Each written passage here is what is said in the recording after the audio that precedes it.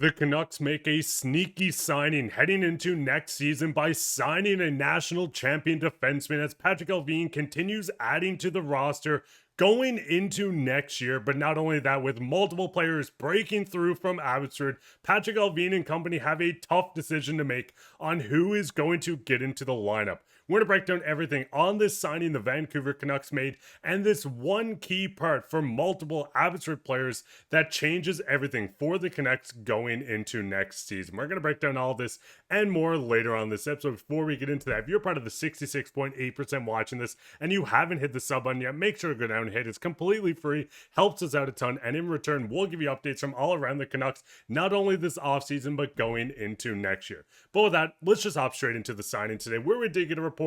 Northern Vancouver's Jayden Lee has signed with the Abbotsford Canucks. A 24-year-old defenseman, former captain, and national champion now gets to rep his hometown organization. Now, going into this, a lot of people might look and say, hey, this is just an Abbotsford signing. Why, it doesn't matter. But when looking into Jayden Lee, there is a lot to like about this Vancouver kid coming home to join Abbotsford. Now, going into Jayden Lee, 24 years old, still a lot of time to develop. 5'9", a bit of a smaller frame from Northern Vancouver, BC. Playing in university, put up 3 goals, 23 assists for 26 points. He was the captain during his stint in university, winning a lot, and we'll break that down very soon.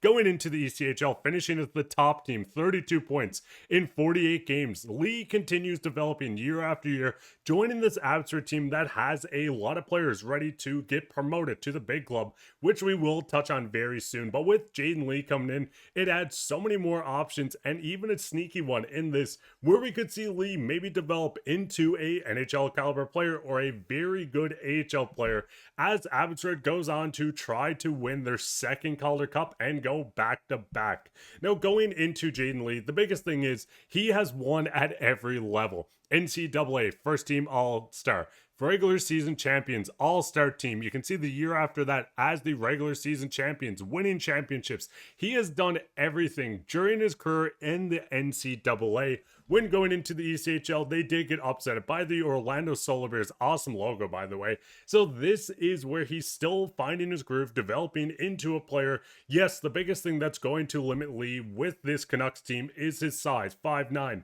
But if he continues working and develops into someday becoming an undrafted NHL player, everything points in the directions of the Canucks trying to build out not only the Vancouver Canucks, and listen, I know we need a second line center, but also building out a winning culture in this Abbotsford, bringing in a former captain from Vancouver. I really like this ad. I like what Manny Malhotra is doing, and I'm excited to see how this team continues dominating the AHL. Shilov's being gone does kind of suck, but Tolopilo set to take over the starter crease. What's your thoughts on Allvin not really just looking at this AHL team and the Abbotsford Canucks and saying, hey, we're not going to build it out? He's continuing building through 2 systems, and it's awesome work on what they're doing. And this kind of segues perfectly into the fact that, yes, getting Lee into this lineup is going to be a little tricky. There's a lot of good names, a lot of returning names. Sora Minio's going to jump into the lineup.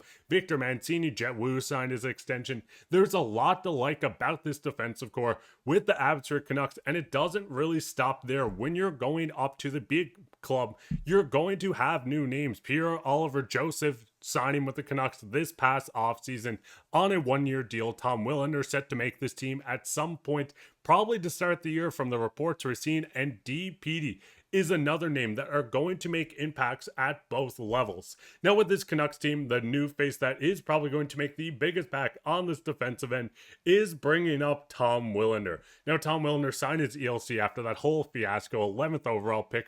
We know how good Tom Wilander is at every single level. Boston University absolutely dominating, 24 points in 39 games, a shutdown style right-handed, 6'1", 180 pounds, and he probably grew even since this was updated.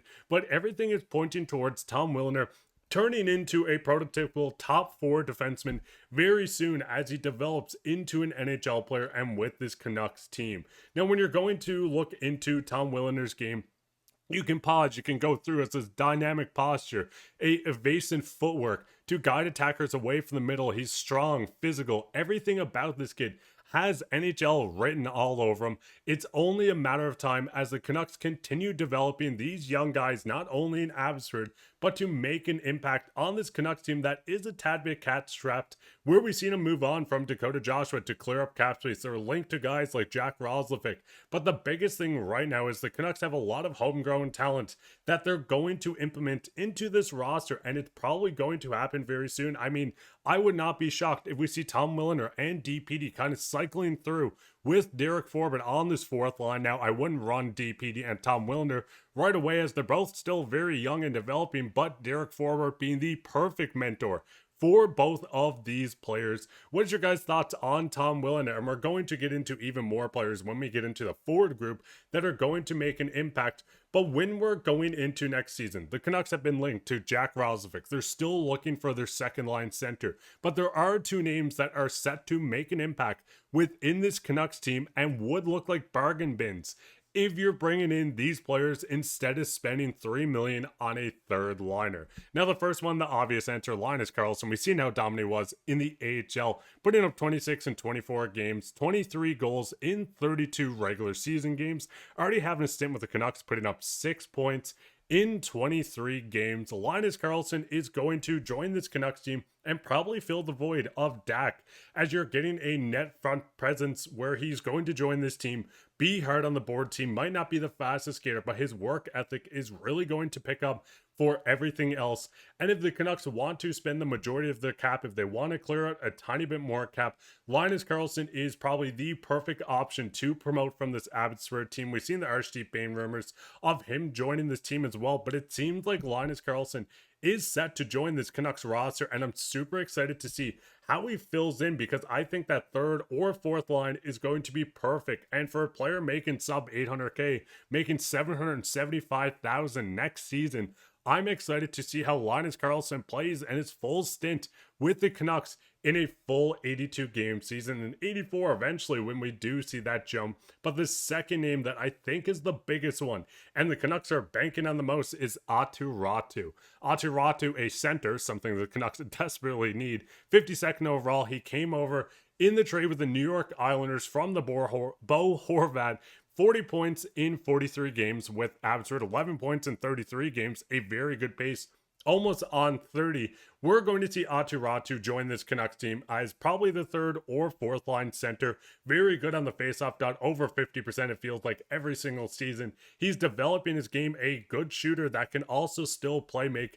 Aatu Raty is probably the Canucks fallback option as a second line center as he develops. And listen, I would not play him second line center next year, but there is a world where we see Aatu Raty build with this Canucks team, continue to get better. Still a very young age of 22 years old. It's a matter of time before the youth movement in Vancouver happens. Yes, we want to win a Stanley Cup, but I do think with the Canucks not having a lot of cap space, thanks OEL, playing with the Toronto Maple Leafs and still making 4.7. Jim Benning really screwed us on that one. But this youth movement of young guys coming into this Canucks team on cheap deals give them more flexibility to get a bigger name. If they want to go get a Marco Rossi or spend $7 million, they can do this with cheaper deals in the bottom six. But what's your guys' thoughts on this? What are your thoughts on the signing? I think Jayden Lee has a lot of value. He's oozing with talent, and it's just a matter of time before we see him debut for Abbotsford. Who do you think within this Abbotsford team is going to make the next jump and help the Canucks in their success this upcoming season? Let me know down in the comments. While you're down there, leave a like, subscribe, share this with your friends. We'll be back with another episode, so keep your eye out for that. But I'm your host, Mark Bye. I am super sick here, dying with the flu. So if you guys enjoy this, because I'm fighting through it. But take care, Canucks fans.